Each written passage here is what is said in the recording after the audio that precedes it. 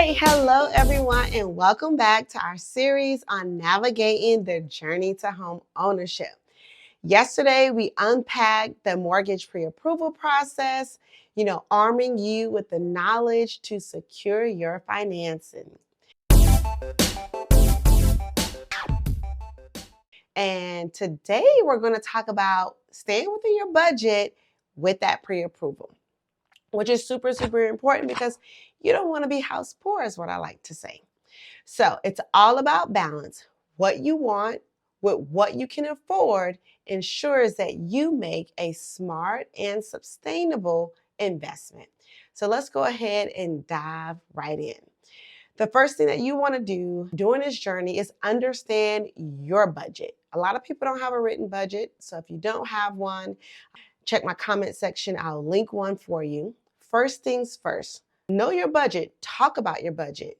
With your mortgage pre-approval in hand, you should have a clear picture of what the lenders believe you can afford, which can be more than what you think you can.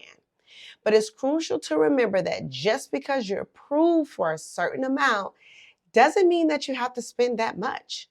Consider other things that come along with owning a home, like property taxes, which is typically included within your payment, homeowners insurance, but there's things is included as well. But then there's things like maintenance, HOA fees, which are outside of your payment.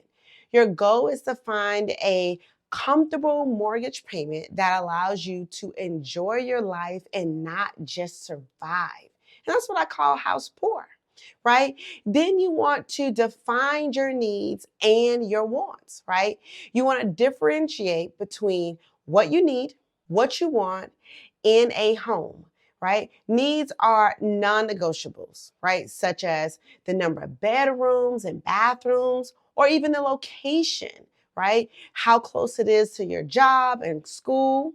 And then wants, on the other hand, are nice to haves. And they're things like a swimming pool or maybe having a high-end kitchen, right? List these things out and be prepared to compromise on the wants if necessary to stay within the budget.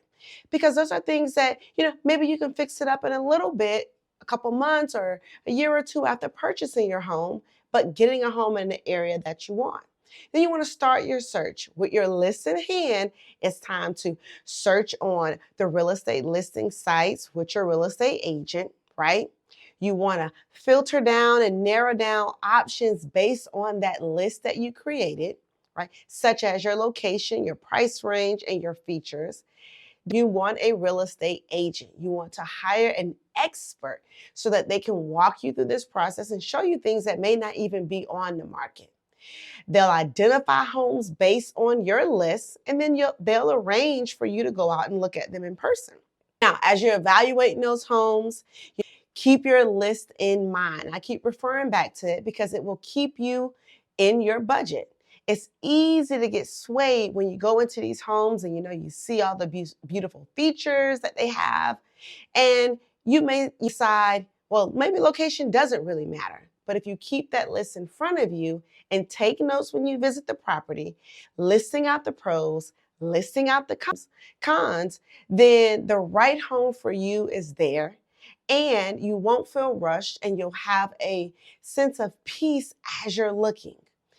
After you determine that home with your real estate agent, you'll make an offer. When you find a home that checks off your boxes, it feels perfect, it's within your budget, your real estate agent will then guide you through the process, helping you come up with an offer that's competitive and within your budget.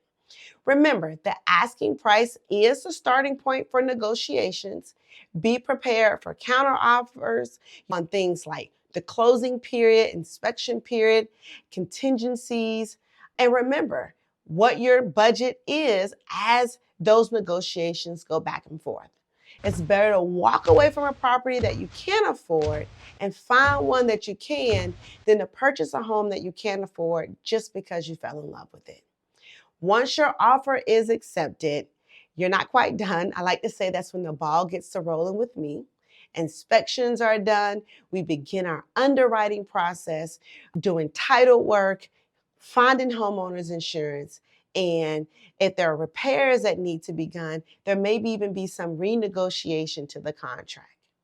There's a closing process where we finalize all of that paperwork and you sign on the dotted line, literally.